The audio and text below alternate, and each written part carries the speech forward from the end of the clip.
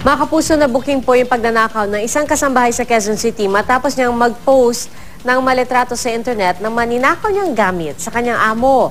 Nakauwi na po sa probinsya ang kasambahay pero nagsampa pa rin ng reklamo ang ninakawan niyang amo. Balitang hatid ni Steve Dailisan. Abril pa raw ng taong ito bigla ang umalis ang kasambahay ng among itatago natin sa pangalang Mercy.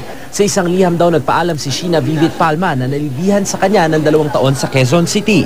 Baliwala naman daw sa kanya ang pag-alis ni Sheena pero laking gulat na lang daw niya nang makita sa Facebook account ni Sheena ang mga gamit niyang matagal na raw nawawala na di niya akalaing kinuha pala ng kasambahay niya.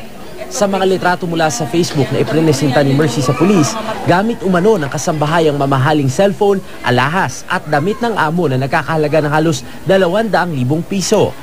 Nung nakita ko sa Facebook account na nandun yung BlackBerry ko na nawawala na for more than 2 months, nandun yung earrings ng mami ko, suot-suot niya na nawawala na matagal ko nang pinapahanap sa kanya na akala ko na misplace lang.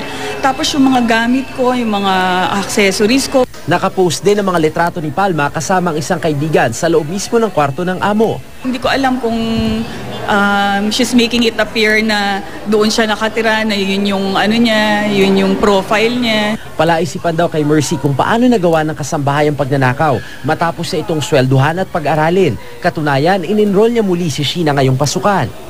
Nagsampa na si Mercy ng reklamong qualified theft at robbery laban kay Palma na base sa Facebook status ay nakauwi na raw ng Santa Teresita, Cagayan. Ang babala niya sa mga gaya niyang amo na labis magtiwala, sana maging extra careful sila. Ako kasi ang pagkakamali ko lang, masyado akong trusting. Sinubukan ng GMA News na makipag-ugnayan kay Palma sa pamamagitan ng pagtawag at pagpapadala ng Facebook message pero wala pa siyang tugon dito. Steve Dailisan, GMA News.